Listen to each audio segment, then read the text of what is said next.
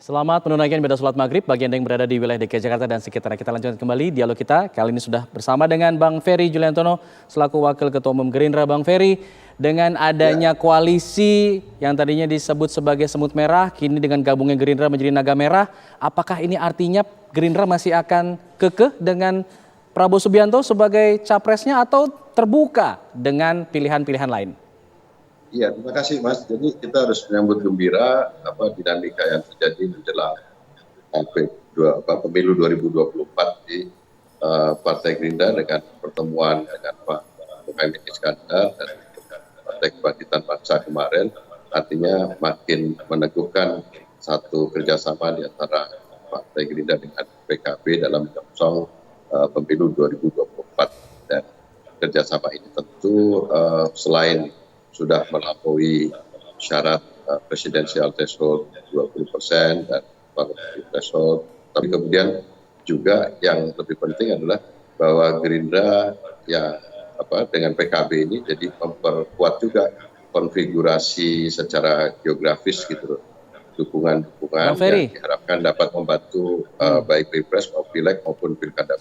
Yang sejauh ini mengatakan agar terbuka kepada partai lain baru Caimin nih. Pak Prabowo belum mengatakan itu. Apakah kemudian Pak Prabowo juga menginginkan ada partai lain bergabung bersama koalisi ini? Kalau koalisi kan tentu kita berharap bisa menambah kekuatan akan menjadi lebih baik sepanjang partai yang kemudian ikut di dalam kerjasama politik menghadapi pemilu 2024 ini memang satu memiliki persamaan ideologi, kemudian memiliki persamaan kepentingan yang lebih luas untuk kepentingan masyarakat.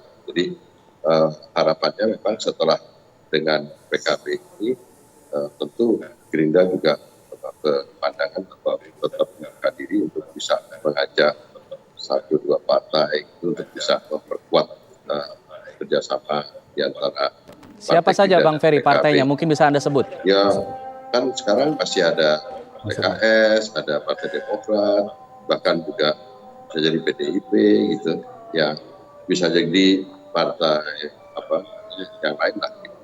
Nah kan ada, kalau partai ini kan ada yang pendekatannya mengumumkan calon presidennya, tapi kalau kami berpendapat bahwa karena Pak Prabowo sampai dengan hari ini masih menjadi calon presiden yang akan didukung oleh Partai Gerindra, tentu yang menjadi masalah buat Partai Gerindra ini adalah sekarang bagaimana bisa memperbanyak dukungan koalisi dari partai-partai lain. Baik. Insya Allah Mas, ini modal dasar yang luar biasa baik gitu. Yang akan modal dasar yang kita baik tawarkan kepada partai yang lain. Oke, ditawarkan ke partai yang lain. Mas Hanta, tadi disebutkan yang disebutkan PKS, Demokrat, PDIP disebutkan, tapi Nasdem tidak disebutkan. Apa kemudian analisa Anda dari hal ini? Ya, menurut saya memang menarik ya manuver politiknya PKB kali ini. Kalau saya melihat dari sisi analisis politiknya, pertama memang ini menjadi koalisi yang seksi. Kenapa?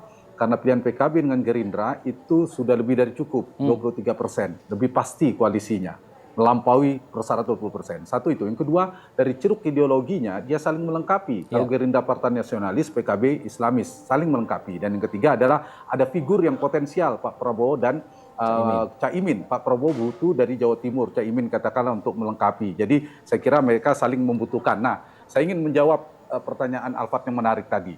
Menurut saya, satu, PKB cerdik selain membangun koalisi ini ingin mendapatkan kotel efek atau efek ekor jas berupa kalau dimunculkan nama Caimin, maka PKB akan mendapatkan dampak secara elektoral, mendapatkan insentif elektoral. Itu satu. Bacaan saya yang lebih penting dari itu, ini saya agak sedikit curiga katakanlah. Manuver PKB ini cukup menarik biasanya, Alfat. Satu, saya bisa dibaca manuver ini bisa mengacaukan frekuensi politik koalisi sekarang ini sedang terjadi.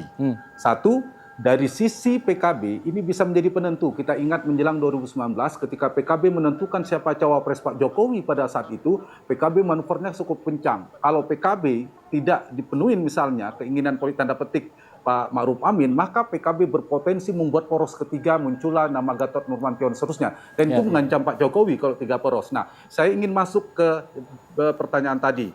Nah, dengan posisi begini, kalau ternyata PKB dan Gerindra berhasil menarik salah satu partai saja, PKS saja, apalagi kedua-duanya PKS Demokrat, maka Partai Nasdem berpotensi atau terancam tidak punya kawan koalisi kalau apalagi mengajak nama Anies Baswedan yang akan diusung. Maka tidak hanya Nasdem yang terancam tidak punya poros koalisi, tetapi juga bisa menahan gerak laju Anies Baswedan. Kalau KIB kita asumsikan yang muncul adalah nama Ganjar Pranowo, kemudian PDIP maju sendiri, mereka ini poros ketiga kalau PDIP misalnya sendiri.